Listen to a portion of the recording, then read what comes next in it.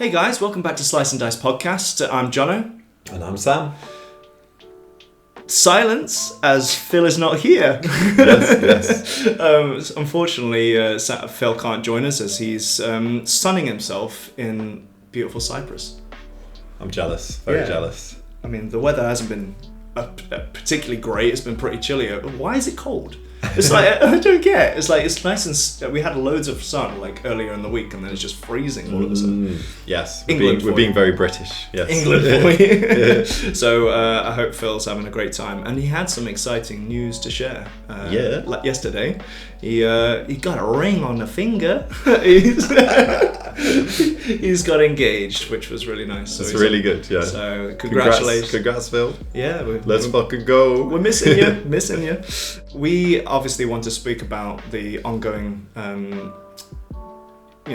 the start of competitive season. Yeah, that's what you mean. Yeah, not the ongoing. The start. It's only it kind of has started already, hasn't it? Yeah. But the competitive season is full. We've got lots of things to look forward to coming up. So we've got our store championships. Not championships. That's last year. Store celebrations. Yeah, store celebrations. So yeah, nice. we've got Dice Cup, 1st of June. Get 1st here. of June. Yeah. Not only do we have the celebration, on the Thursday before, we've got Commons Cup coming back. Woo! Yes, maybe more exciting than the celebration itself. And we're even doing our monthly Wednesday the day before that. So it's going to be a busy week. You can have an FFTCG triple header if you want to do Wednesday, Thursday, Saturday. To Saturday in Nottingham. Nice. Yeah. So do that. Swing by. Yeah, we'll always accommodate anyone who comes and plays a Dice Cup. You're offering a bed? Is that what you're doing? No. Well, if you want to have 3 rowdy children around you at the same time, that sounds weird. Okay, no, that's. But yeah, we will absolutely have a blast on that week. We've got so many things going, and deck testing is in full swing. Yes, so there's some people out there who test properly. They go through every strong card, and thankfully in our community, one of those guys is super generous with his time and knowledge. Yeah. We always mention him in a generous spirit. It's Steve D. You can't not enjoy his amazing contributions. Yes. But, we've been flapping about in our few hours of play testing, haven't we? Yeah. There's a lot of good cards out there, but luckily the meta does seem to be healthy. There seems to be 10 decks that could take a result at a bigger tournament. Exactly. Which is great for the game.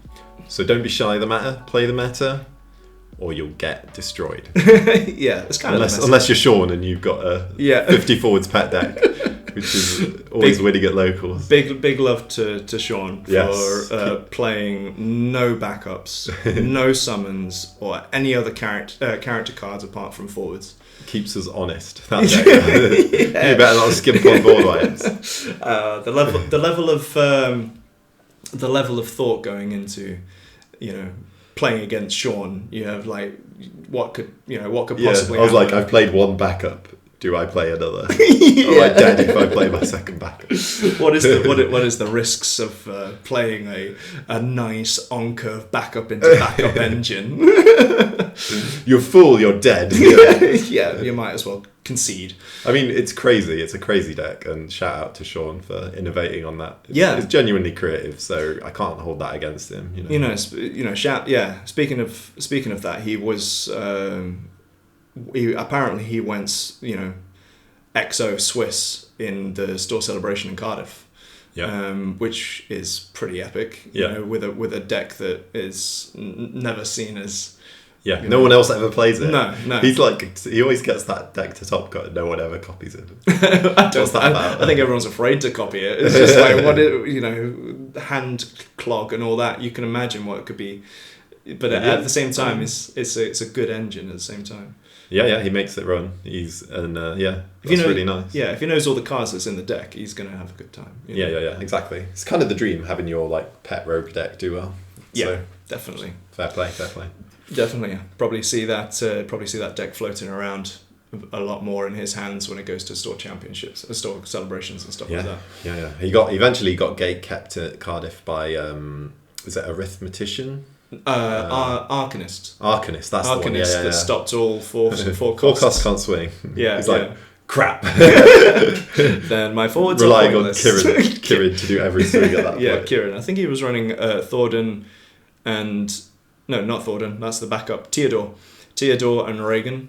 Yeah, he does. He actually, when I've played him, I've been wanting to play, what's the new lightning board, right? Garuda? Yeah. Yeah, Garuda. I've been wanting to play that against him, and he had like 3 different costs. I was like, oh. Can't help with that. What? Yeah. It's a 4-cost deck. What are you doing, man?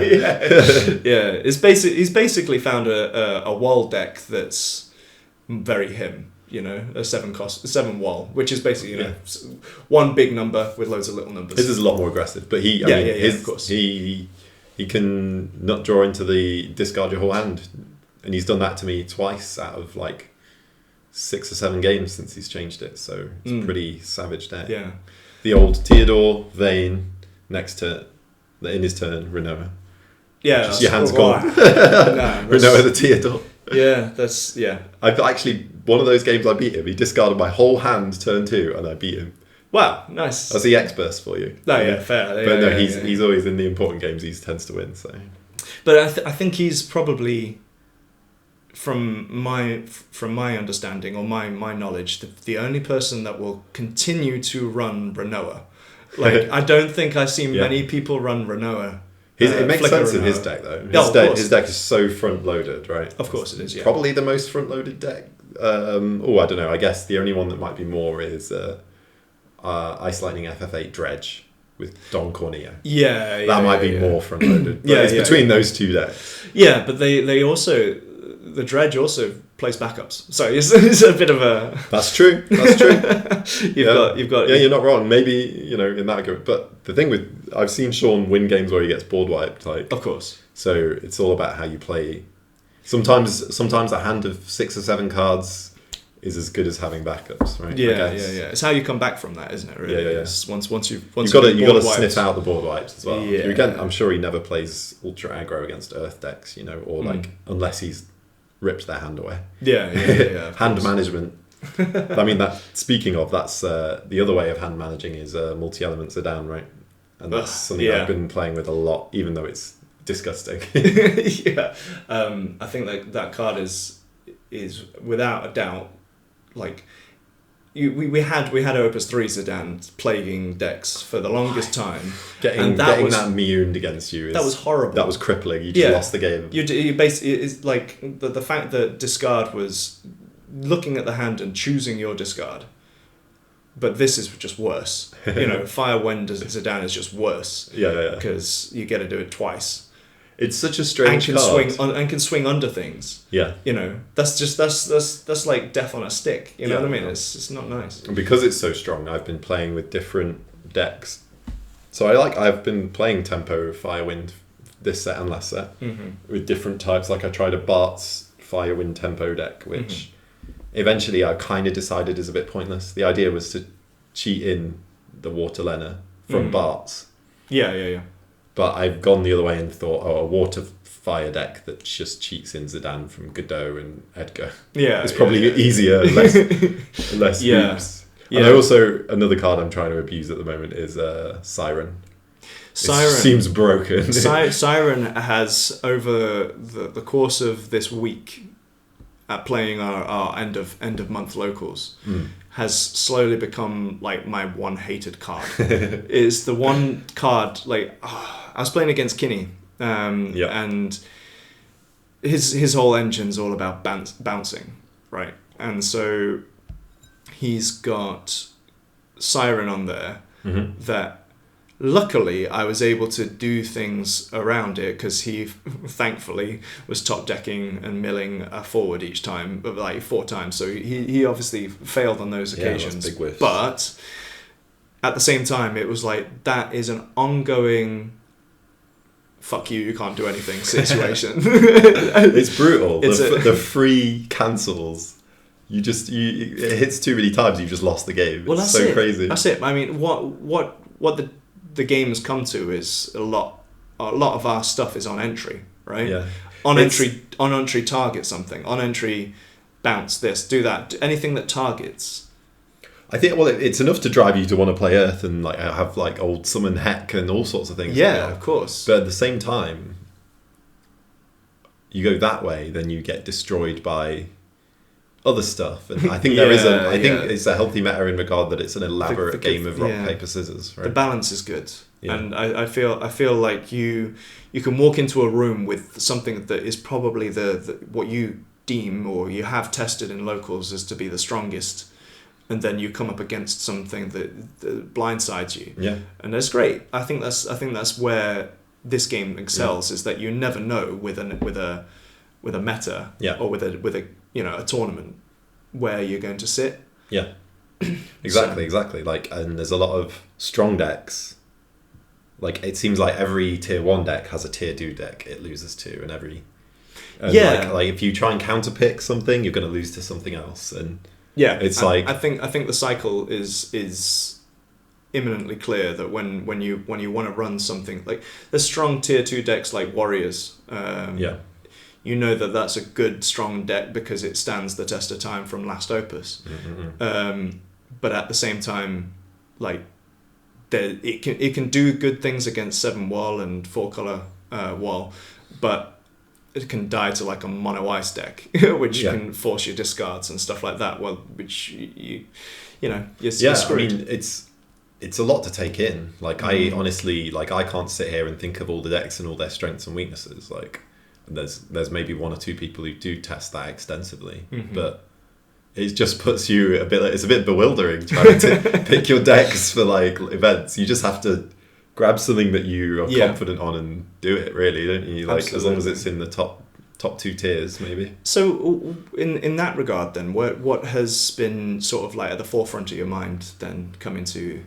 Well, I've been jamming the Mick Mole Water Lightning deck. It's been very good. Yeah. Shout out to Mick Mole. It's interesting because he said he feels like it loses to Bart's Wall decks and some other bits. That's Michael McMillan, by the way, from the YYT. Shout out to him. It's a really good deck. And then I've been experimenting with trying to abuse the Dan, and I really want, if I'm going to play tempo, I really want the Lena backup, which is that's already 3 elements, which is like, but I just hate being on an aggro or a tempo deck and losing to X-Burst when you've got 4 wall decks and just EX heavy decks like Water Lightning. Yeah. You're just like, I'm just going to lose if I don't have Lena. This is what I've come across, is that since, I think more or less since Opus 21, since last set, and aggro's been slowly getting more and more up the scale, in terms of competitive level. Excuse me. The number of EX counts within a deck actually matters now. Like, it didn't weigh so heavily into game design. Like, it did, obviously it did, but what I mean is that you don't look at your deck and go, it's only got 5-6 EX bursts. It's still going to be good. Yeah. You're looking at the EX burst count and going, shit, I need to up that. I need to up that for the chances of staying alive against aggro decks. And to be fair, there are decks that can do well with a low EX count, of course, like Wall 7. But it's just a common theme that I've seen. It does feel like a weakness. Like, I was on Windfire Tempo. That's really hard to get a high EX count in that deck, and you just have to bite the bullet, and it sucks when you're playing close games and you're like, well, I've got no EXs. And it's gonna fuck me. There's so many decks that I've built in the past where I know that the EX count's low. Yeah. And I'm just going to take damage, and I'm not holding out any hope for anything to happen when taking damage. Yeah. So I can see I can see why the EX count is going is going up in a lot of decks. And I think the thing that's making that happen is playable EX cards. I don't think we've had, the one I can think of in the past is YRP, where EX has got pushed into that. But beyond that, I can't think of many like iconic meta decks in the past that with the high EX count. Unlike we have now, we have 4 color wall, iconic good deck, high EX count. Now we've got Water Lightning FF8, high EX count, iconic deck, and there's probably a few more in the meta that I'm not thinking of right now. One mono water, good EX count. Even the monsters like water bounce decks, water wind, decent EX count. Although that's more niche. I'd also like to throw out the anything that plays Earth Lightning. You can put high EX count in that. High EX counts in that. So Warriors of Darkness, that's a tier 2 deck at the moment, right? Yeah, I'd say so. Yeah.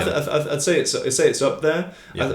I'd probably push it to like tier 3 maybe, but it depends upon. There's too many tier 2 decks to count that you could possibly. Oh yeah. Is it? Even Knights have like 10 EXs at least, don't they? Yeah, they've got a relatively. You think to get a deck that aggressive should be allowed? Yeah. So I think with when it comes to deck building, Suarez is the classic EX deck. How could we forget? Stood the test of time.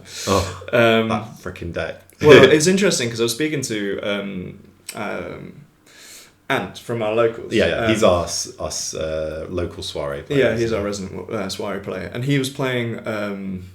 What was he playing? He was playing 4-color wall. I think he was trying to push 4-color wall.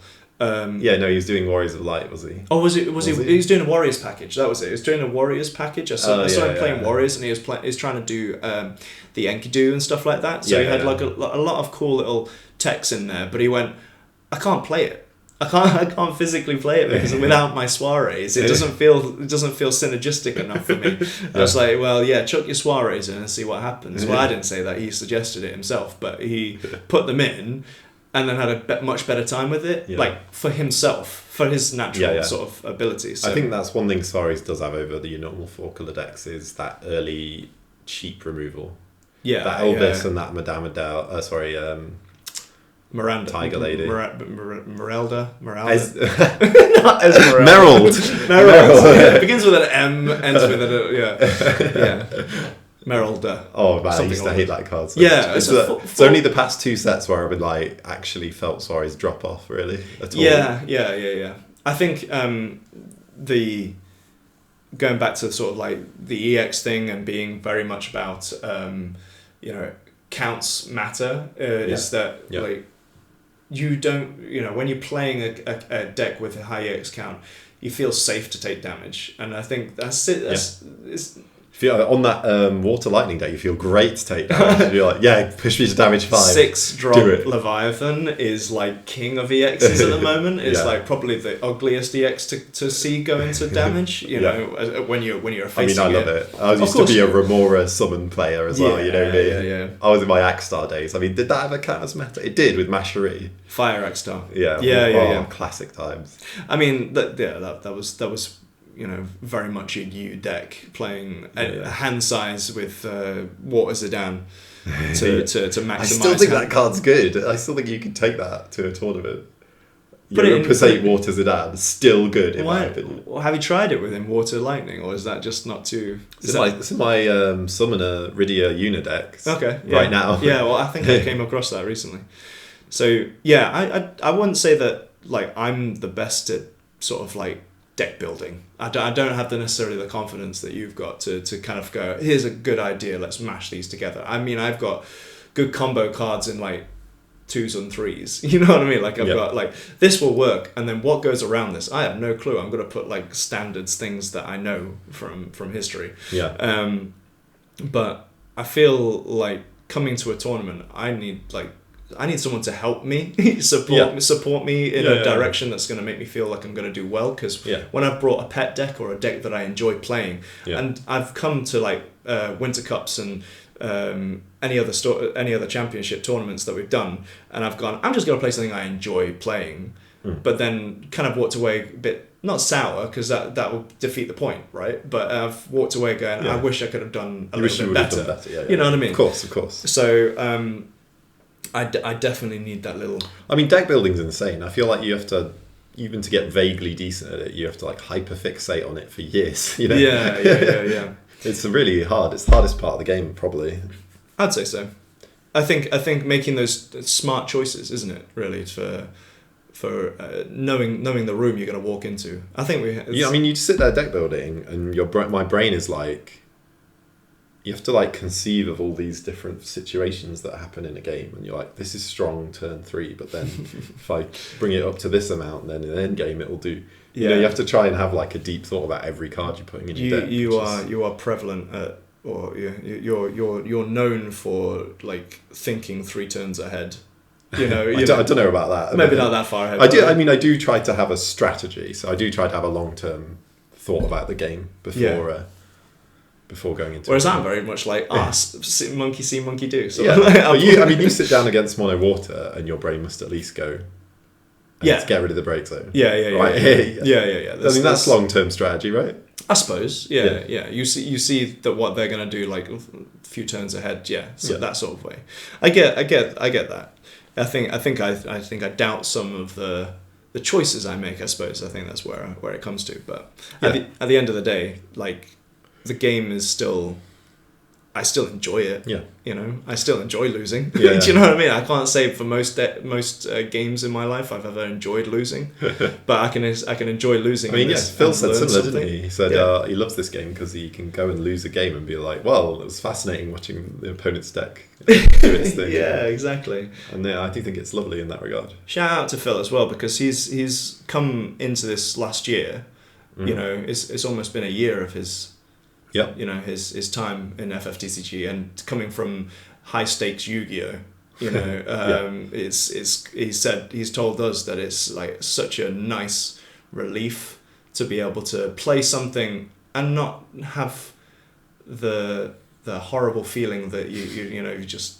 I don't know, you know, he's I mean, like the meta in Yu-Gi-Oh seems to be toxic AF, you know, tier 0 meta they call it, right? Where like you're on this deck or you're losing, and you just, it sounds like a coin flip to me. And like, I've not played the game, and there are actually a lot of good FFTCG players who seem to enjoy Yu-Gi-Oh. So don't want to throw too much shade when I don't have a lot of experience. Same, yeah. But it just seems better. It seems nicer. To community as well. It seems undoubtable that the community in FFTCG is one of the nicest in any card game. Yeah. I think walking into the Dice Cup and seeing the communities that they've got.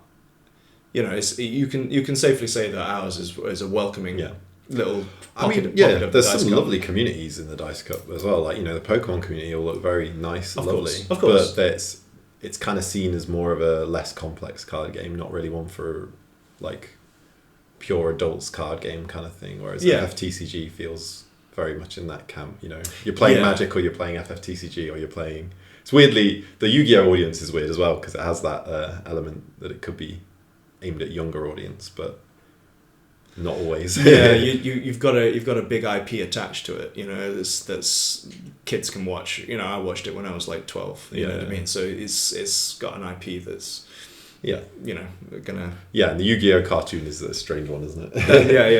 Yeah. So with obviously this card game going the way that it is, I'm appreciating, you know, the time that we're in at the moment. And the design team is still keeping it together, and it's honestly having an eternal format for 22 sets. It seems like an impossible game design challenge. Like, I don't know if everyone appreciates how hard that would be to balance all these pieces, these thousands of pieces that are all legal. I don't know what sort of time like most games start to throw in rotation, but we don't seem to need it at all. It seems to be able to function without.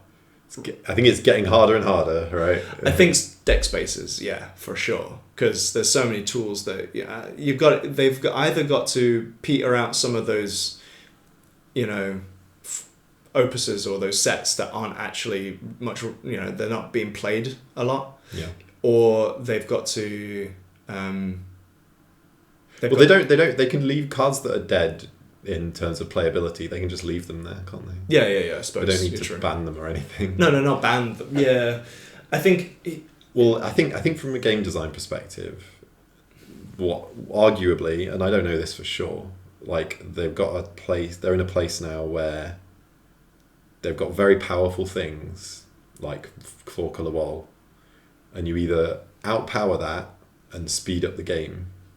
And you're moving more towards a Yu-Gi-Oh-ish kind of format where you know things are all happening turn 2, turn 3. Yeah. Or you get a bit more heavy with the bans to bring the power level into that nice game speed level. Yeah. I don't know. Would you agree that the game speed is just always increasing at this point? And I think they've done a good job with like LB decks. I feel like they support staying alive as much as aggro. Maybe more. They support more. Yeah. More the long term than the short term. I think now that now is the perfect time to bring in LB decks. I think if it was left a couple more sets, I think everyone would be crying. But I'm really enjoying the LB decks. The LB decks are working. So in terms of where the game's going in terms of like speed, I think I can definitely see going back to. I mean, it depends upon the set that they like, the cards that they bring out, right? I mean, if you went back to Opus 5 and Opus 6, Opus 5 to Opus 10, you had YRP dominating, and those were longer games, but you knew the inevitable end to those games were going to happen at some point. You know what I mean?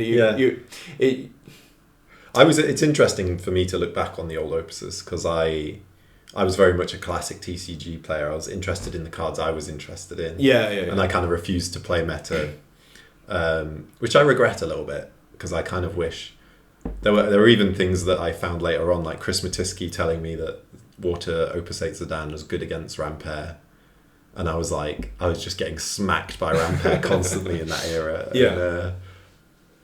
And I wish I had just net decked more. So, and I mean, so many players, like most of the players in our locals, like net decking, right? There's a little bit. And like, but I think my biggest tip to anyone who wants to just enjoy the competitive side of the game more, if you don't want to lose every week to the same decks or whatever, learn the meta, and it will. Even then, if you want to make original decks, you will have the tools to be creative within the powerful cards. And I think people do shoot themselves in the foot a lot with this like proud attitude and pet decky kind of like thing. Although I had so much fun trying to do dumb combos. My favourite moment, trying to make Realm turn things into monsters that shouldn't be monsters, to do combos that can only exist within this deck space that shouldn't exist, and I just lost every game when I was trying to do things like that. I think I've always been on the cusp. Like I've always wanted to try on meta things, but tailor it down. Do you know what I mean? Like bring it down a notch. In that like Opus 5 to 8 range, you were a bit more sensible than me. Like I was either stomping with like monster multicolour, or just losing heavily with a dumb combo. I had no middle ground. To be fair though, I was a bit unhinged. Thinking back then, I mean, the first ever tournament we went to, I can't even remember where it was, to be honest with you. It was down south somewhere. Oh yeah. It was. Is this the one where we had the side event of titles? Yeah. And I still have great memories of the Final Fantasy 12 deck there. Yeah, I had a Type 0 deck, but that was using every Type 0 card under the sun. I forgot my cards as well. You're like. The fact that I took my entire collection, which obviously saved me so much. By that point was a small collection, being only like 6 sets or however 5 sets. I bought some cards and took your FF12 cards and made almost the same deck. Almost the same with deck. like not that much money spent. No, it was good. There was a reason. Like, what was the company? I can't remember the company. There was the vendor who was there. The event was called X-Burst. X-Burst, that was it. Down south. That was great. And it was just a 2-day event. And do you remember the Airbnb as well? Yeah. The old couple gave us breakfast and we sat in it with them, and it was like it was very awkward. Strange vibe. Very awkward. They were like, come and have breakfast. And we were like, okay. We'll accept your hospitality. These are my new grandparents. Oh yeah, don't go down further down the corridor. They might snag you in the room. I don't know what you mean. I remember I was trying to force play like Opus 3 Garnet. I was on that sort of. I loved obviously my favourite Final Fantasy is.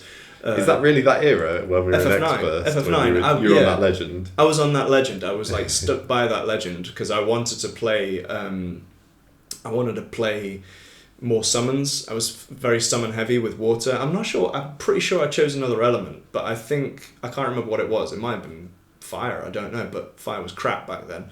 Yeah. And I was like, I need to play into this this Zidane, this Opus 3 light Zidane that could be cheaper and come in and do stuff. That was great at the time. Yeah, no, it was lovely. And I think I got trounced. And I think it was all to do with the fact that I didn't understand my own playstyle. Yeah. And I was trying to still figure that out. Yeah. And I can safely say even now, I'm still questioning what my true playstyle is. I've tried everything bar combo. It's fun to do every playstyle. So. Yeah. I mean, I say bar combo. I've probably done combo in some form or fashion, but I don't think I've... Storm's combo-y in the fact that you've got your things going on, but it's still very controlled. Yeah. Control based at the same time. So like I went into doing Ice Wind Storm back in Opus 19 just to push myself because I was known as the aggro player. Yeah. And so that's taught me a lot about how I play the game and how I feel about my own ways of playing the game. Yeah. So I think coming sort of like up to this point, I've kind of been on that back foot, never wanting to play meta because I still don't know if that's me yet. If you know what I mean. How can you know if you without don't try? Doing it, that's where the flaw is, right? That's where people are hamstringing themselves. So the message is, just try meta decks, just play them. Yeah. Just broaden your horizons. Like there's no shame in it. Absolutely. All these people have these weird attitudes that like, oh, he's net decked. He's a bad person. Yeah. With no creativity. Yeah. And you have to know the rules to break the rules. Exactly. You're not gonna come in, not understand the meta, and just make a rogue deck that wins. No, exactly. Yeah. Like all the best deck builders who do, achieve the rogue dream, like Chris Matisky, those kind of guys. They got a brain. JFB. They got a brain. They know the meta. Yeah. They don't ignore the meta. No. Out of like a weird sense of pride. So I would definitely say that. But going back to the X-Burst event, I was on Final Fantasy 12 for titles. For titles, I didn't play the main event. I just waited for titles. Did you not play? Yeah, do you not remember me wandering around? I was like talking to people. He was like, "Look at my FF14 deck," which was nice but long. Yeah. Because do you remember? I remember you had test games against Turbo Discard as well. Oh, that is when I actually fully experienced what disgustingness was Turbo Discard. I think it's experiences like that make people not want to do the meta, right? Where they just get bodied. Yeah, they have a fun deck and they get bodied by. They feel like being the oppressor is going to be detrimental to their character. You know what I mean? I'm too good for this. I'm above being oppressor. Being the oppressor, yeah. It is a very moralistic way of viewing a card game, isn't it? Which is fair. I get it. But at the same time, you don't want to be oppressed. You know what I mean? You don't want to sit there going, I've played my best game with my favourite cards, but I couldn't get anywhere because I'm facing up against these decks that are miserable to play against. There is a bit of an adapt or die when there's new sets as well, isn't there? Like I've had those weird feelings when new sets come in where I'm like, oh, I like these cards and now they're not as good. Yeah, but like it is what it is. But yes, this FF12 deck I was on. Get back to it. Yeah. I'll drag this back. Yeah, you've got to make the moment possible. I've got to escape from all your tangents at some Sorry. point. Go on, Sam. Okay. I'll give you the spotlight. Oh, thank God. I was playing... what was the card name? So there's a Gabranth which says, you break it, the next damage dealt to you is 0 instead. Yes. And you played this... What's that 7-drop Dark Summon? Zodiac. And I was playing that combo. Yes. Zodiac. Won 2 games with that. I just waited the game out. What did Zodiac do again? It's like break all your opponent's forwards or something. Let me double check. There's a 7 cost. Really stupid. And then it's for each forward broken by this effect, take a point of damage. Yeah. So that's why you combo it. Yes, because you're not going to take point in damage. Yeah. So it's just a one-sided board wipe, and there was no one-sided board wipes back then. I think that's correct. I'm not going to look it up. Yeah. And I got that combo off twice. Like both times they judge. Is this real? Is this real? What's happening to me? I'm like, yes. Annihilate titles for that. And then eventually I ran into a good player who was on like FF7 with some random Barrett. I was like, I've never seen anyone play this. I think that was Jonathan Laguna. Yeah. Segway. Don't know if he plays anymore, but yeah, that guy. I think he's always been a decent player. He's been around. He's kind of been. He was the face of the community for a while, hosting a lot of the he was on the mic a lot at Winter Cups and stuff like that. I don't know if you remember. I think it was that guy. Yeah, but yeah, that was a nice. He was quite prominent at the time. Yeah, no, that's cool. Yeah, I think it's those sorts of early starts in like a game where you can see where it's been and now where it is. You know what I mean? Yeah. If you brought back titles format now, the room would be fucking horrible. No one wants to touch it anymore, do they? You can just imagine FF11 being like the worst deck in the room. Like, not worst as in like the most horriblest deck in the room. Just the weakest, probably. I don't know. I think it's going to be the strongest. What's current FF11 cards then? Well, no, you can. Well, current play all the Shantotos. Thordan.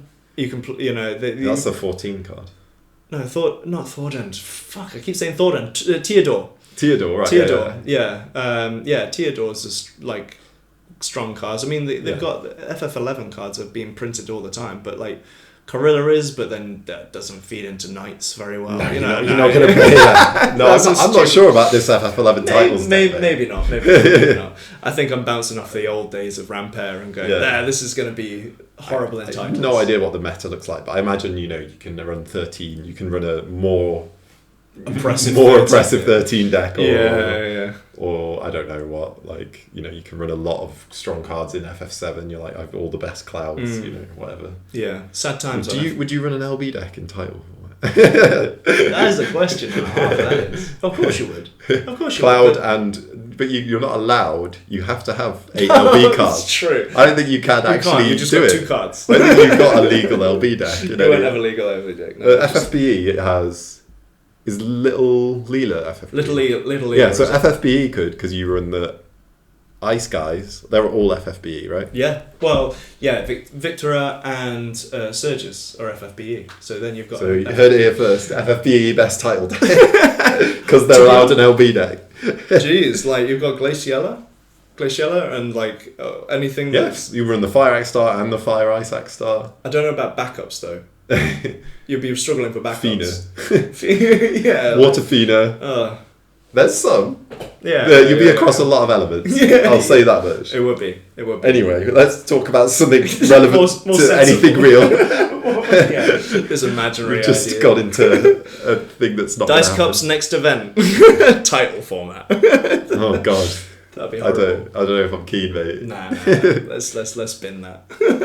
So store celebrations. Yeah. Wait, we haven't even covered what you are testing going into competitive season. Yeah. So in terms of like looking at the field of things that are going on, FF8 stuck well to me. Like from the day that we started getting spoilers through, and obviously.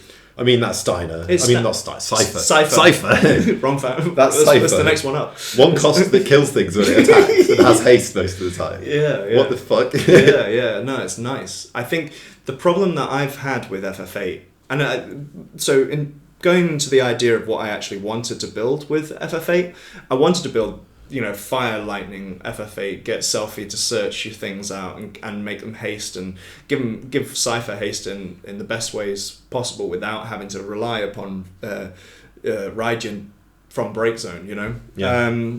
Weirdly, it's fire that lets that deck down, right? It does. Fire's like it's the weakest, but it's weak in a lot of ways. It's the weakest. Like the best combo that not combo, but the best thing that I could do with that deck when I first trialed it out was Selfie Search Light Squall.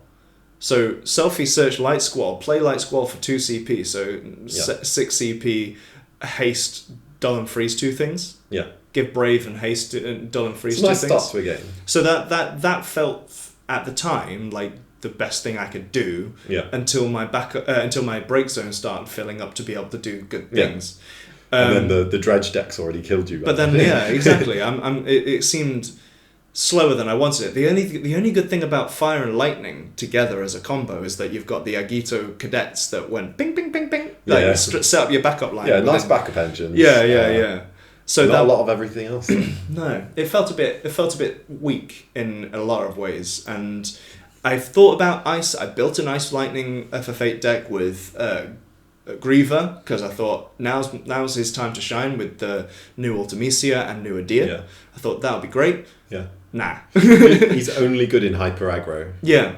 Like, he seems to only be good in that deck where you play him in the activation and start trying to discard 3 every like turn rotation. Yeah.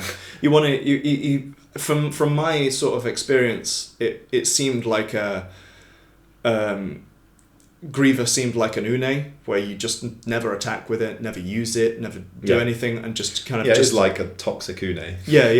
Discard on the end of their turn, or that sort of stuff, or the end of their main phase too. So it didn't seem to fit, and obviously Water Lightning was good, and I knew that you were trialing that, and I thought, what could go well? And I knew that Wind Lightning was my sort of love.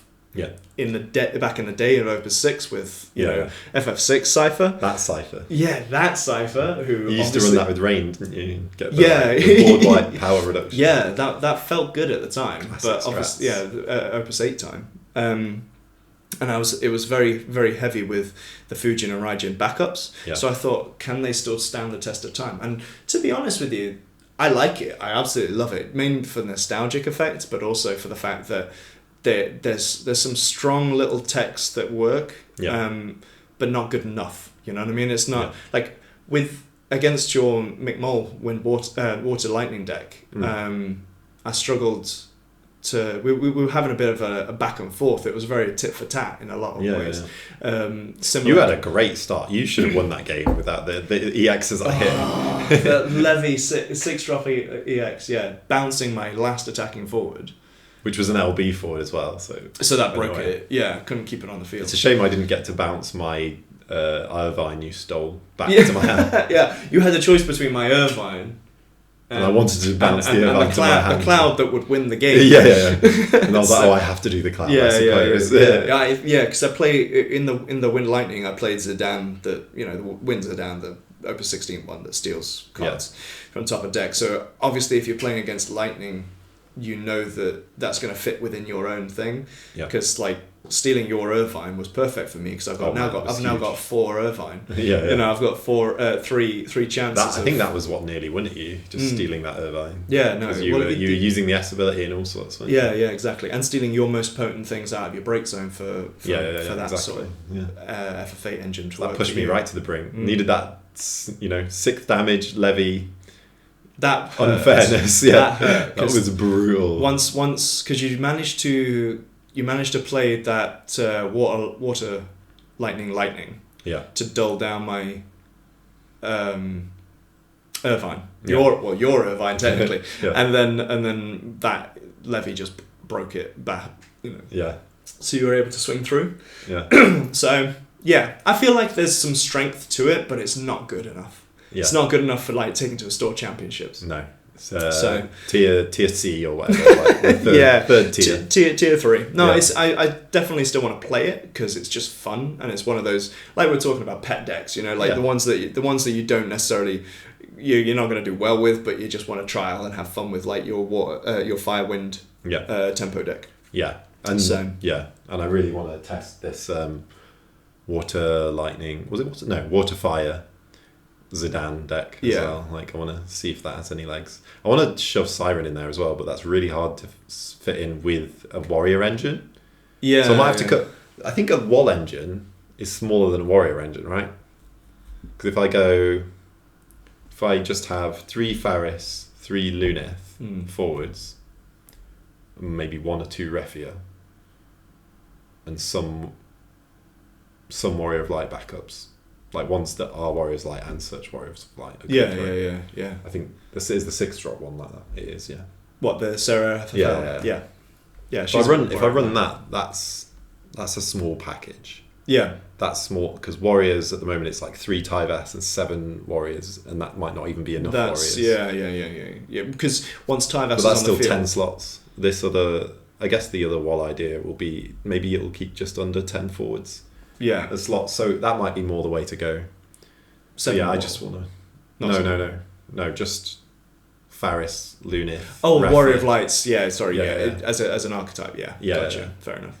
So I think that would. I mean, the the Refia and the Faris, 2 cards side by side are dirty, you know, and that would keep your your bigger and I can opponents at play at bay. Yeah.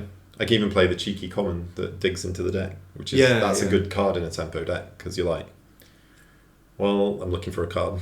Play this, dig, you know. Oh, the 2 CP Warrior of Light. Yeah, the fire one. Yeah. No, that's good. That to just power up Varys a bit more. Yeah. No. Don't know.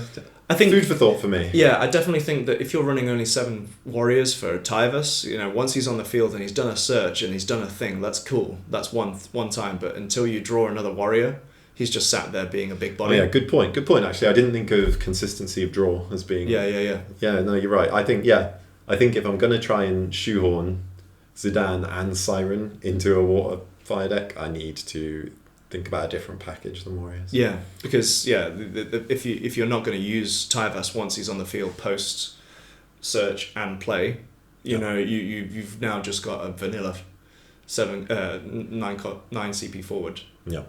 Not CP, 9k forward.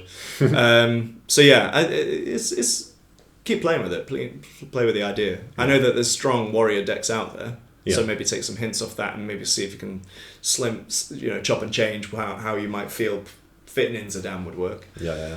So. Yeah, you have to send me some of the warrior decks that you've got. Yeah. I'll see if I can send you some hints.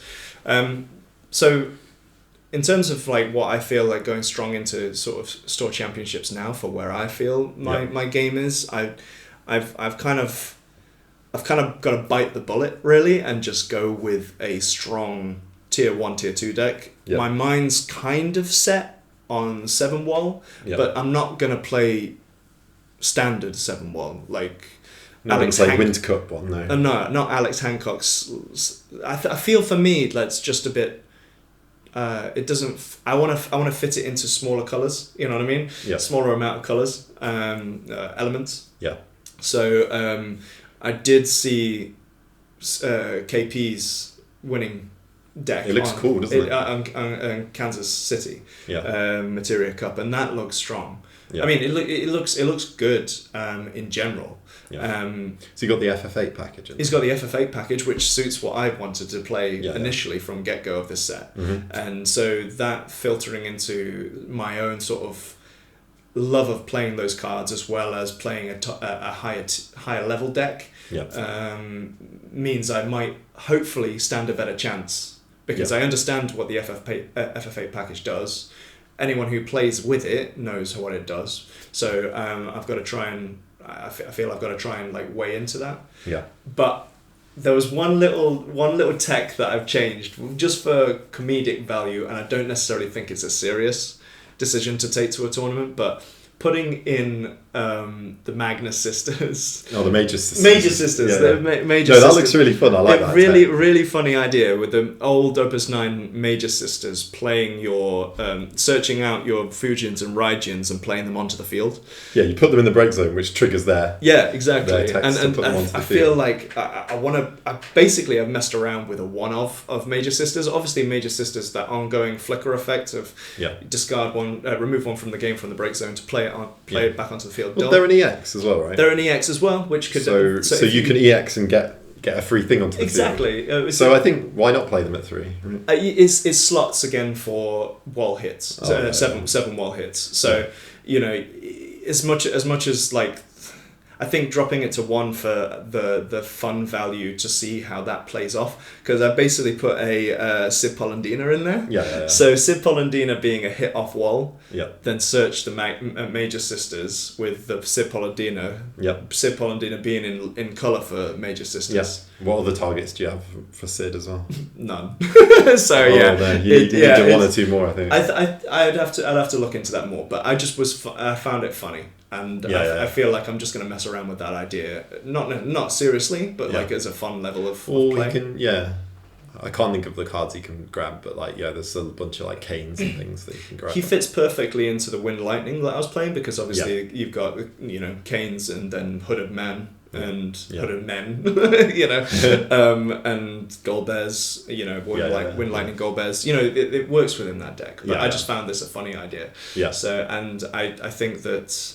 I have to give props to Steve D to that, because he was the one who actually kind of gave me a hint on that. So yeah, it was. I don't think it's going to work within this 7 wild deck, but it's just going to be fun to try it out and then cut it if you're desperate to. When I get to as soon as I get to the tournament. Cutting this. Yeah, exactly. So which celebrations do you think you'll be able to attend then? I know you've got your family life, so you've got a tight schedule. Unfortunately, with having 3 children, you're limited to what you can potentially do. Well, and on my lifestyle, I'm limited when it comes to like being within my situation. I know other families can manage it, but I'm going to probably manage our own Dice Cup. I'm going to try and go to Boards and Swords in Derby. One. Yeah. I'm thinking about. I'm trying to go. I will be working on the Dice Cup one. I'll be there at the Boards and Swords. Okay, cool. Oh, so you're hosting the event? Yeah. On Dice. Oh, okay. Yeah, cool. Well, that's a kind of nice, I suppose. But don't think I'll play. I think I'll be. If you need any help, judging, I'll support you on that. TOing, whatever. Yeah. Cool. All right then. Fair enough. I was thinking of maybe doing the Skyward Fire games one down in Norwich, but it's a bit of a drive. I don't see many people going to that one just Other yet. ones I've got. Sorry, I'll cut you off there. Yeah, go. Other ones I'm thinking of are Leeds and Patriot Games, I think, and Birmingham Griffin Game. Yeah. I think us being in Nottingham, Birmingham's not too. Birmingham's an hour or something, and as well, I've heard they don't have much of a community there, so hopefully easy Rufus or something. Yeah, at least a Rufus. Go and sweat over there. I think the idea of getting, like, if you get above 17 players and giving 2 buy cards is cool. I think that's a cool thing. Yeah. So it promotes getting big stalled. I'm really pleased with this the celebrations as a thing. Yeah. Like, I think it's really good. And I kind of see why they aren't just giving a load of regional championships to stores, because that's tricky. Yeah. It would be good if they'd announced the UK Materia Cup by now, but it's sad times, because I think there's a lot of us that are waiting on. It makes me wonder if it's something to do with Asmodee. But, I think because some of the other regions have had the dates confirmed. Yeah, so I wonder if that's the company kind of thing. Don't know. Yeah, I can't. It is what it is, I guess. Yeah, I can't see anything else being a problem apart from distribution, basically. Yeah. Yeah. So we need those dates. We need those dates because everyone's. Do we know where it is? It's Cardiff, right? It's not confirmed, is it? I can't remember. No, it's not confirmed. I've heard someone saying Cardiff, or someone saying... That'll be a rumour, won't it? It's not been officially announced. Probably. I mean, like, you can't beat Firestorm Games for a venue in the UK, can you? No, exactly. Absolutely glorious venue. I never managed to go to the last Materia Cup, so I don't know what Brotherhood Games is like, but... Was that not a Materia Cup? That was a... Crystal Cup, wasn't it? Brotherhood I went Games. To one of those, I think. Yeah. But we need that date. It needs to be on the horizon, so we can actually plan it. People need to book their time. Exactly. Like, the YYT, if they're travelling to London, need to get at least the plans. It's brutal if you've got to travel that far. Plans in play. Yeah, absolutely. But yes. So I feel like it all seemed to go well initially, with all these events being announced and being, we've got them on the horizon. Yeah. But then they're slow on the uptake of it. And I feel bad for the people who are getting an earful about it, like our community managers. Yeah, Alec Thorne. Apologies. No, he seems to be doing everything in his power to help. So I feel bad for them if it's something out of their control that's causing the delays. Yeah. But it is what it is. I'm looking forward to competitive season. I'm lucky that I'm just in England, in the middle of England, so wherever it is, it's not really a big problem. It's a bit more of spenny if it's London, but it's fine. Yeah. Plus, we're trying to host our own fun events in the meantime. I'm looking forward to our triple event thing. Actually, we need to tell Steve D that there's a Wednesday as well. Yeah, maybe. Actually, because I didn't tell him that. I'm not sure if I'm going to be able to bash out 3 events Yeah, in you're 1 not going to week. convince the wife that you need 3 nights away. That's It would be great. she's too much childcare for her. That's just rude of you. I can't really leave her 3 evenings Yeah, and a yeah. whole 2 evenings and a whole day No, for bad dad over here. Yeah, I mean, I've got to have commitments somewhere else. Don't I? Yeah, exactly. Yeah. So yeah, I think the Commons Cup has to be something I'm psyched for that. It's going to be tough to brew everything at once, isn't it? I mean, look what have we had recently that's going to make it. Can you think of anything that's recent that's like in Opus 22 that's sort of like had your brain ticking? Oh, which commons have released? Yeah. There are good commons. I remember looking at them and going, these are crazy. These would never be commons back in the day. I saw Drace as a good common. That's the backup that searched 2 CP forward. Yeah. Yeah, that's crazy. And Leftier. Yeah. Snow. Yeah. Oh yeah, my gosh. Shit. But yeah, you're gonna have some. Oh. We're brainstorming already. Is that it? Ice lightning. Ice lightning fire. Ice lightning 3 color. That's going to be the common deck. I mean, I was really psyched that it felt like we discovered your snow deck. That was great. And the fact that we teamed up to, like, I won't give this story so many times, but the way we teamed up to tweak it to make it perfect. Yeah, that was a real team spirit. I love that. That was huge. I think the fact that Opus 21, Opus 20, right? That Snow came out. It was Opus 21. Yeah, it was 21. Yeah. So we had Opus 21. That was basically, when you saw Snow in the pre-release kits, it was just like, this is a common? Yeah. How on earth is this a common? And you just realise that WoF is like, more, you got more WoF characters in Ice and Fire than you have in any other element. Yeah. And so this was like, no brainer. Crazy in Pauper as well, because you had the searcher get it out and give it enough characters. Like, instant double support. What did Phil call her? Amnesia waifu. Yeah, that wasn't him who made that. Was it not? It's the first time I heard it. I think that might be a YYT thing. Okay, fair enough. Yeah, they come up with all the. They come out with the best ones. Yeah, of course they do. But yes, I'm looking forward to brewing commons. There's been like snow level commons. Maybe not quite snow level, but it'll be interesting to look again at my little fire windmill deck and see if anything got added to that, and if I want to play it again. Yeah, it's pretty sick. Yeah, I feel like I could have beaten anything if I played it right. It was hard to play though. That class Moogle needs to go down. Yeah, keep the right colours. I swear we would have won that tournament. It's weird how a mistake turn 2 can lose a game that's gone to like sudden death time. Yeah, it's crazy. It was a good game. Man, I love that format. The speed is like a Opus 12 speed. It's so nice. Yeah. I love it. Left ear. Bloody salamander 9k board wipe is so foul. So good within a very limited format. Yeah. I absolutely love it. I love this kind of like just making your own fun with TCGs and not like I like this side thing because I've been hyper focusing on wanting to build a pauper cube, but we've got to test for competitive. We've got to test for common. I don't have time to. You're limited. Making a pauper cube is so time sinking.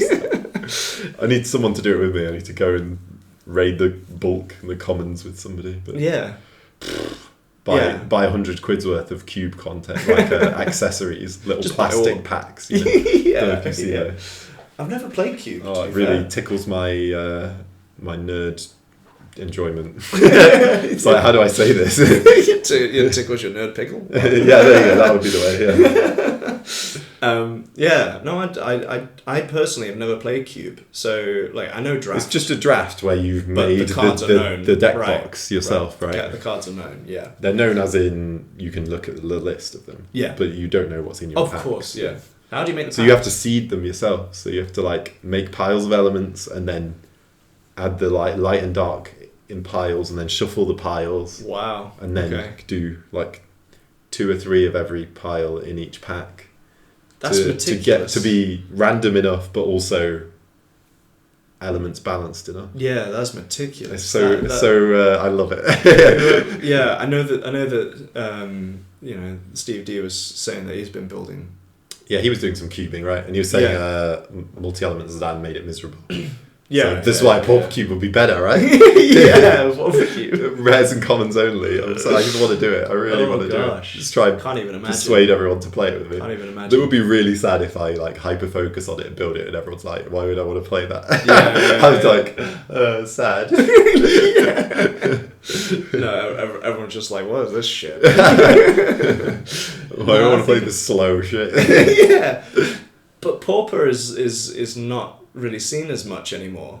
I think Commons has taken over, really. Well, for us. I suppose. I think Who plays Pauper, though? Pauper's still interesting. I think the reason I loved it personally is because it was less cracked. The meta was just unknown. Yeah. For Commons. So, whereas Pauper feels like, I've played in a Pauper event in London and it was very like, if you play Mono Fire, you can search out Amat with the 2 or 3 backups that do that.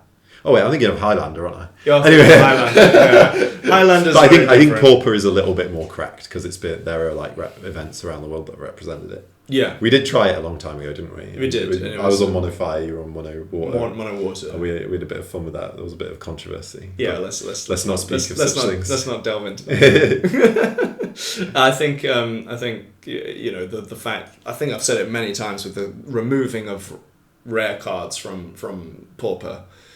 Just gives the scope for potential craziness. You just get to use so many cards that you've just never don't touched. Get used ever. Everything's so just enjoyable. needs just blow that dust off.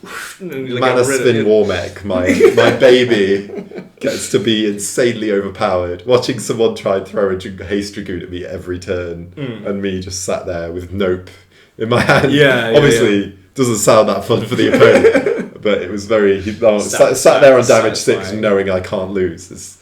I don't know, you don't get that very often. I think whenever I've come into a situation where I know that my play is either going to surprise someone or is going to be like perfectly timed, I've got to like really get... My heart starts beating real fast. Like I get nervous playing when like I know that... Or it's more that adrenaline excitement. Yeah. Like when you start to like have the right cards in hand, you go, man, my turn's gonna be sick. Or I'm seeing what he's playing down, or they're playing down, and I know that this is my time. And you're kind of like sitting on the edge of your seat going, wait. Unfortunately, I don't. I try and have the best poker face, but I'm very much a heart on my sleeve sort of person. Yeah. So like I know that, but I can feel the adrenaline pumping and my heart's beating super fast. I'm like, shit, this game's actually making me feel something. Well, neither of us are Lewis Bardon Bennett or whatever his name is from London. That guy's the Lewis BB. The ice in his veins. Bless him. No emotion. Playing against, terrifying to play against. Playing against him is like staring death in the face. He's so serene as well. He's a lovely guy to speak to, but he has the perfect poker face though. Out of any player you'll play against, right? I played against him Winter Cup 2019 when I took my my Refia Wall deck. Oh yeah. And he was. Well, you must have pushed him then. He was he was playing YRP. Yeah. So the only 3 games I lost in that tournament was 2 YRP and a Mono Fire. Yeah. Mono Fire being Wee Andy. Mono Fire is obviously going to have a good matchup against the Yeah. But we're talking about Opus 10. Yeah, 11, I remember that very tournament. Wee Andy hyping about Mono Fire. Wee Andy was good in that. On that day. He's always got a good day. But you remember him doing Citra, Ifrit. Or something, and he's like, "This is a Lena." Yeah, and I'm like, "Oh yeah, I can see that." I just have these memories of him. This is a Lena. What is your goblin policy? Yeah, exactly. But the one game that stood out to me was playing against Lewis. Yeah, and I was super intimidated because I knew he was a high tier player. Yeah, but also I knew that like. There was going to be no communication. Yeah. There was going to be no conversation around the game. No feeling of lightheartedness. Not necessarily because he's not a lighthearted guy, but he's got that demeanor. Do you know? So he plays his poker face well. Very well. And so I'm playing all the best cards that I've got. He's obviously clearing that with Veilful. So I'm just kind of going, well, that's that. And I'm like ready to give him a handshake, and he's just collecting up his cards. I'm going, okay. So he's not even seen your hand go out. I'm like, good game? No, maybe not. Okay, cool. But yeah, no, it's. No, I'm sure it wasn't deliberate. No, no, of course not. I don't think so. I never hold anything against anyone, so it's not necessarily that. But it was. You get those individuals that are playing the game to such a high level, and they've got their mind set. Yeah. You know, their mind's in it. They're doing it. Yeah. And, yeah. I had a game against him when I was running Varn. Do you remember my 6-drop Varn deck? 6-drop win Varn start. Yeah. I think that Varn? was that the same tournament? I don't know. Could have been. I can't remember. And it was a Winter Cup for sure. It was like in old Firestorm games, I think. Yeah. And I had Big Brain Levy. Yeah. And he had Yustola on the field. Cancel auto. Yeah. It was 5. And I was like, hold this and cancel his action ability. And I was like, do it. And I lost my nerve and bounced the Yustola. I was like, this is like the same thing, right? No. Bouncing it is the same. And then I was thinking back on it, like, that's not the same. No. Yustola's broken it. But I was not a good player at that moments. point. Yeah. I remember to win games with that deck, I used to like go Noctis on board, Noctis EX, double break, on damage 6. Good old Noctis. I love that card. That was one of the nicest cards ever designed. I swear to God, that Legend definitely. Noctis. The Road to Worlds copies as well. First full art. Yeah. The first full art as well. Oh yeah, nice. I didn't realise that. That was the first full art to be printed. There you go. So your collector knowledge. Well, it was I remember going to that Winter Cup and purposely speaking to Nick Hall. No, it wasn't Nick Hall. Someone who else had a store, but he's closed it down now. I can't remember his name. I can't remember his name for the life of me. One of the dead vendors. He hosted X-Burst. Oh yeah. Do you know? Oh right, yeah. Do you remember the guy? You remember the guy's face, right? But I can't remember his name. I don't remember his face. Oh, do you not? Okay. I do remember buying cards there though. Yeah, and so he was selling it to me, and I was like, I need to get there because I want it. It was first full art, gotta get it. Yeah. It ended up being a what was it? It was a Road to World Championship. Yeah, was it? Promo card, yeah. It's right here. It's right there. Check it out. So yeah, no, I think the way the game's gone, like. I mean, I'm kind of going to digress very quickly here because I've got something on my brain. That's okay. Well, I mean, we're just tangenting now anyway. Yeah. I've got something on my brain that I've been thinking about, and I've been as soon as Bart's Wall came onto being a thing. Yeah. I remember Frenchie going, Jono, you got to check out Bart's Wall because this is a wall deck, and you're a wall player. You got to love this. And I looked at it and went, this doesn't look like me at all.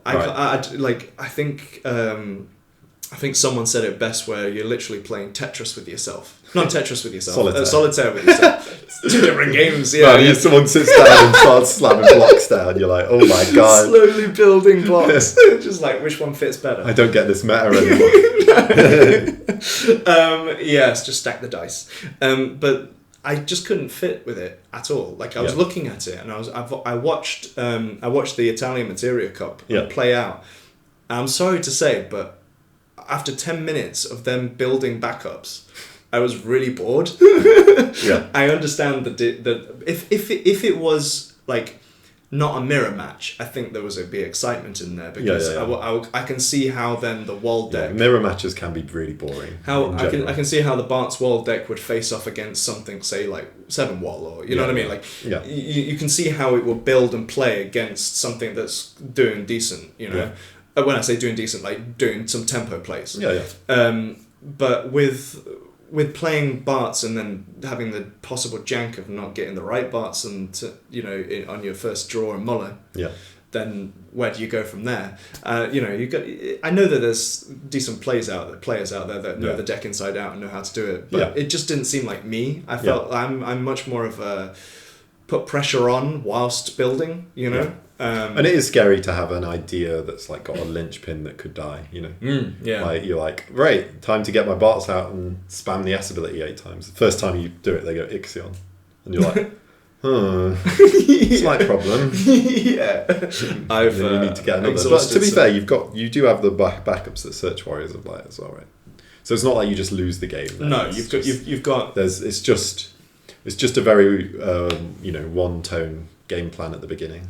Yeah, first, like if it's a mirror, it's like first to 5 backups and go. You know, it's Four like even. four. Yeah, just four. Just get the 4 colour wall ones. As long as you get 4. Last one's mana. True. So Bart's is kind of like done his job once 4 backups are down. Oh yeah. Yeah, that makes sense. Yeah, like it's for me that just didn't seem like fun enough. You know what I mean? Yeah. It's kind of, I can see how it's fun and I can see how it's not fun. Mm-hmm. I can see both sides with that deck, and I've tried a version of it. Yeah. But my version of it was weird. It was a fire wind tempo deck. So oh, fair enough. I've given up on it. Yeah, I do remember you showing me that one. Yeah. But no, I think where I sat with the last walls was when Lyndon shared his walls deck. Oh yeah, Lyndon made that deck tick, didn't he? I think play apart from Sarah FFL. Yeah. All the backups were crystal generators. Yeah. And all standard units. Yeah. So that Arc 5-drop Arc did well within that deck. Yeah. And anything that was using crystals like Glaciella or really took advantage of Raffia that deck as well. Yeah, Onion Knight. And he had the crystal Barts, I assume. Crystal Barts, no. He didn't have. The wind crystal Barts. Yeah, yes, because the other crystal Barts that I thought of was the light one that came with the. Oh right. Yeah, which does a crystal at some point. Does it? I don't know if it does do a crystal. Yeah, the light one. Yeah, you gain a crystal for something or some or other. I'll believe you, I guess. I'm not sure. That's I looked true. into that card more because I knew that it could play Fire Winds Are Down. Yeah. So I think you gain a crystal if it gets put from field to break zone. Yeah. I think. I'm gonna. Can't remember. Yeah, check it out. But yeah, going back to Bart's. 4-colour Bart's. French was playing that on locals recently. Yeah.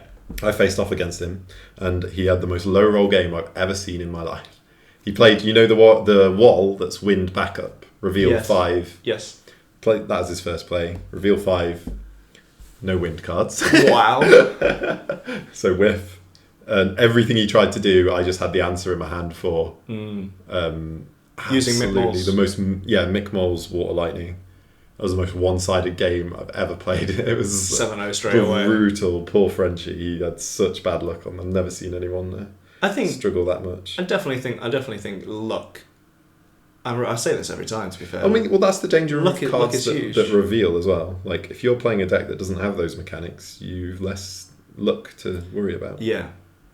We've got there's. I thought so. There's no crystal on the light Barts. Maybe I'm thinking of a different card then.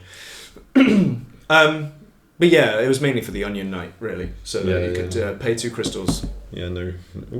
No, this one. No, this one. Oh, that light Barts. It doesn't help that there's 2 light Barts. There's a crystal. Yeah. I thought you meant the 1-drop light Barts. No. The new one that came with the DFF package. Yeah. Yes. Okay. So that's Yeah. That's where you've got to be really specific about your cards, apparently. Which light Barts? Which crystal Barts? Which S-ability Barts? Yeah, there's Barts a lot. Yeah, Barts galore. I think the only Barts that I've truly ever enjoyed playing, bar the wind one that creates crystals for warriors landing on the field, the 4-drop one. Bar that one was Barts that chucked out a load of 1-drops. Bart's Boko. That was good. But I also like the Wanderer, has all the jobs of the other guys. Oh, Opus 3. Yeah, 3-drop one. Yeah, 3-drop. Legend. That was really good at the time. It was, yeah. No, you could do some weird stuff, weird job shit with that. That was essentially a Gilgamesh FFPE, effectively, because it gave itself brave, it gave itself haste, and you can attack 2 times or something like that. Yeah, like a weaker Gilgamesh. Yeah, much weaker. But yeah, no, I think where this sort of meta is sat is still anyone's game, to be fair. Like, I think that I love the diversity of decks available. That's good. I mean, I bet some what we think to be tier 2 will creep and win some events. I think there's room for innovation. I mean, that's why I'm spamming weird ideas still, even though celebrations are coming up. I think it's this weekend. I'm not doing one. There is one on, isn't there? Tomorrow. Yeah, there's Sunday. There's one in Hartlepool. But I'm going to do the one in Leeds. And that's the weekend after, is it? I think so. Yeah.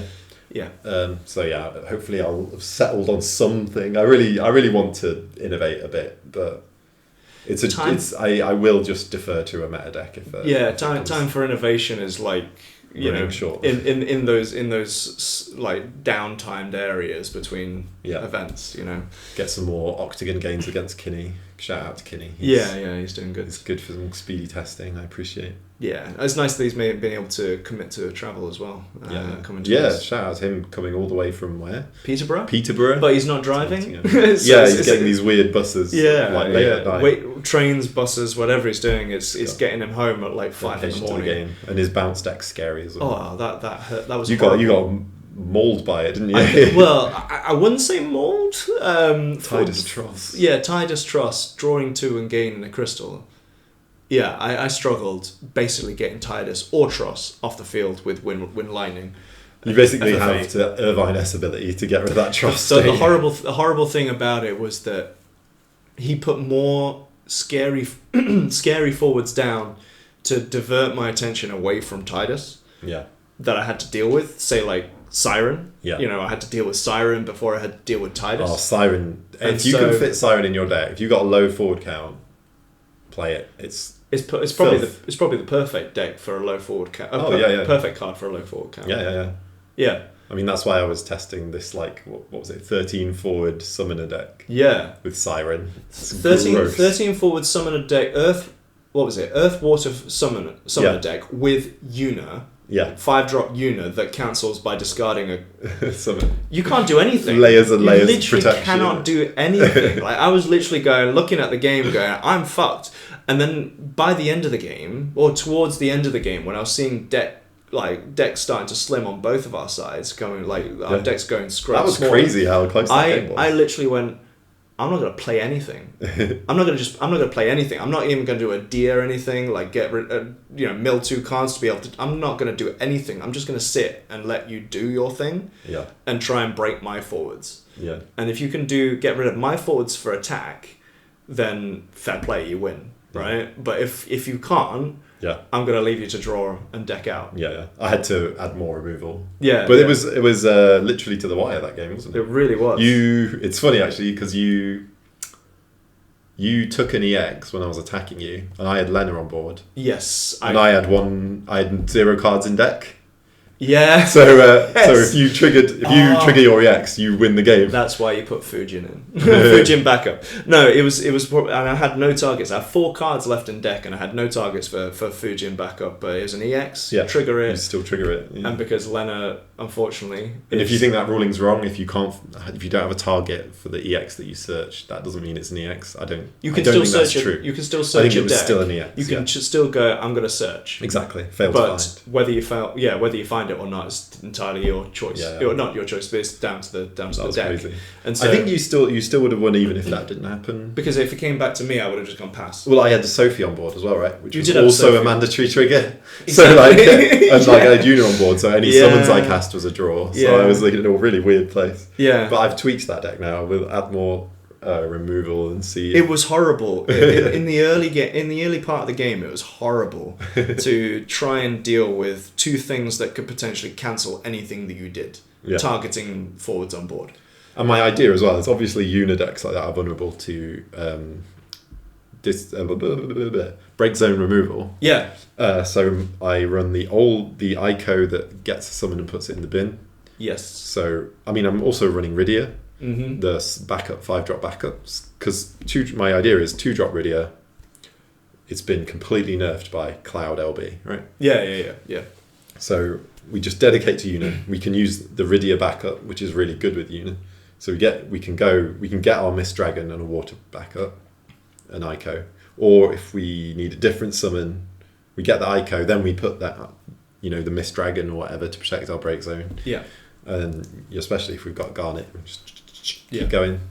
And it seems really fun. But I haven't seen anyone else using Una this set, so man, I will test it a bit more. Yeah. But if it doesn't seem up to much, well, what's it going to do? Like I have to think about what it's going to do against all different decks. Of course, I like running 5-drop Heck in there because it's a board wipe that also helps with. A Siren and stuff. The thing with yours as well is that board wipes, apart from obviously things like Cyan, that can clear 9Ks and stuff like that. Yeah. Board wipes like that is going to be the things to watch out for. Two-sided. Yeah. You're going to have to watch out for. Obviously, Shantato's Shantato. When you get Toto'd, you're Toto'd. But it's like you can't really with your deck when you're trying to take single targets or even multiple targets out on like even dull and freeze. Anything that's going to bounce. Anything that targets your forwards, it's going to be super hard to like. I'm trying to think of all the cards that we've got in the meta right now that do that. Like Wall 7 does a lot of that with Fire, Ice, Axe Star targeting stuff. Yeah. Cancellations all over the board. That Faris cancellations. It'll still take the 1 cost, the 1K, but then the rest, Yeah. all that you've playing Siren next to that with heavy summon count. Like the amount of summons that you 19 summons. You could have one card in hand. Yeah. And cancel everything. You know what I mean? Like it's crazy. That Siren hit rate, it's like with 13, it's like basically 1 in 5 chance to fail in that deck, which is insane. Yeah, but that's the thing. That's what we were discussing though. That's the one because obviously the low forward count affects that a lot. But at the same time, we were discussing whether you should or shouldn't do the mill. Yeah. And there's no ifs or buts. You do the mill and then stack whatever other protection you had in mind on top of that. Should it whiff? Which is great. So double layer of protection. Because you can easily get whatever you mill into break zone if it's a forward. Obviously, you can get that back with your Kutziths and stuff like that. So you there's no. So seems like no downside. It's a win-win situation for you. But you'll be weak to opposing Heck 5 or of course, opposing board wipes, or even break zone removal. With Mist Dragons. So there's definitely flaws, but at the same time, to know that you've got forwards that aren't just sticky forwards, meaning they come back and find themselves back on the board at some point. Yeah, that just never leave. You know what I mean? They can't. And you know what else you could put in there that I didn't so far? 2-drop Auron. He draws off a summon, so you could have Siren, Yuna. Auron. You have to target him. Have to target and Auron. I could cancel that for free. Oh, that doesn't work. Okay, maybe I'll use this bit of protection. Maybe I'll. Oh, you finally got through to Auron. Okay, I'll draw. Good luck getting through to my other. But I mean, I don't know. That's. I think that's too far. That you're even more playing into the vulnerability to board wipes. You've got to balance. Yeah, of course. And it's a pet deck idea, isn't it, as well? Yeah. So I think there's a lot there's a lot that is going on at the moment, and I think the game is not anywhere near dead. You know what I mean? People are saying, oh, it's a dying game or whatever. I feel like there's naysayers about any game anywhere you look. Yeah. Like, as long as it's not like a new upcoming game, there's going to be people saying this is dead. And it's very easy to be negative, isn't it? Yeah. LB's kind of making that sort of like games live longer. You've got So it's the fresh things that are coming in are just helping support it, and I think LB, despite the fact that we're limited cards on LB decks, it still helped the game, and if they continue to bring out LBs like they've done with multi-elements, where they do 3 opuses on, 3 opuses off, 3 sets on, 3 sets off, which they did with multi-elements. And crystals, I think even after 3 sets of getting LB cards, 15 cards a set, it's going to build that LB decks, to a point where these are actually, no more little Leela's next set. Fuck that card. as much as it reads well, apart from being 5 CP. Pseudo 3 CP. 3, But you just want to. You usually got a better option. Because it's. I mean, Leo's the one in it. You just always. Just rewarded. Like, I just love that card. Leo, Sergius, Cloud, and Zach. Would you rank them in that order? Probably. Probably. All right, I want to do my ranking of LB cards. Go on. Leo's got to be number 1. Okay. The thing is, I really like Mont and Tidus as like, the big payloads. They're very exciting. But I don't know, they're not as good as Cloud, are they? It's got to be Leo, Cloud. I haven't played with Victoria, but I've heard a lot of good chat about it, and adding that removal to ice and always having it is nice. So I'd still put Surges over Victoria. Really? I'd still put Surges over Victoria mainly because but ice. The thing with Victoria is you can kill a early Porum or whatever. You can deal with these things that ruin it. Whereas Surges is just another dull. If you're in an aggro deck that wants to dull things, you should do that anyway. Mm-hmm. So Surges is way lower on the list for me. Fair enough. I see it as a winning tech. Dull a thing to win the game, right? Yeah. But yeah, so we got Leo, Cloud, Victoria. I like Tidus so much, and he goes in quite a few decks. Apparently, thanks, Google. Google's telling me where Victoria is in London. Thanks. Cool. Yeah. So Cloud was second. I've lost my train of thought there. Sorry, mate. Victoria. So yeah. But yeah. Oh yeah, Tidus was fourth. I like Mont a lot. I'd put it fifth, even though it's maybe not as good as some others. Yeah. Surges probably next. Okay. For me. What about Lightning? I like Getting back a summon. Lightning would go after Surges, I think. Lightning summon. It's good. I mean, it's not necessarily relevant. I've been playing Lightning Water and I've only used it like once. Lightning. Yeah. Then what's left over? Like you got Little Leela, and you got Ace. Oh, the wind. The wind ones are all the the bottom. The wind ones are at the bottom. A wind didn't need a buff, so they just put them at the bottom. Yuri can just be scrapped completely. Yeah. Well, if Storm decks are becoming tier 2 decks now, maybe Wind will get some juicy buffs. Maybe. I mean, I was looking at Chelinka. Yeah. This set to go with the Yuri because I was just like, why make this card? Why make a 5 CP that brings in a 2 CP? I've tested it. I've actually played it physically. You have? Yeah. Okay. It was okay. In a tempo deck where you need bodies, it was you're like, I've got a haste body and a cheat body, right? Yeah. But it's pretty rough that you have to use your actual deck space to support it. Yeah. Like I have to put 3 2-drop vanillas. Horrible Chelinkas, which isn't the new one that we're talking about, where you have if you have 3 FFCCs on board, activates and backups. No, it's one from this set that says if you have a Yuri, it gains haste. Okay. And 2k or something. Okay. Something like that. Wow. Something rubbish. But haste, a haste body in a tempo deck that can come out of nowhere is okay. Yeah. But you don't need that in any other kind of deck. Yeah. It doesn't support anything else. Yeah. And you need to put 3 Chelinkas to support it properly. As well just wipe your ass with this. It's not good. The wind level cards are bad. They're really bad. Like I put Ace into my Wind Lightning list. No, you because never cast him, did you? No, I never did. Cloud was the obvious choice. Yeah. But I was like, what wind card is going to be relevant in a Wind Lightning deck? It's like there's none of them. I was like 2 drops are down and nothing else. Exactly. Yeah. So I think we've rounded out pretty much most of what the current situation. Covered a lot of bases. Yeah, I think we've so. Talked about Opus 5 title decks. Yeah, and I mean, we've done a lot. Yeah, it's good. I'm sorry Phil couldn't be a part of this because obviously, I think he's a good third. He reins us in a bit as well, which is good. He does. Yeah, we kind of gone off the rails a bit. But in that regard with Phil, it's like.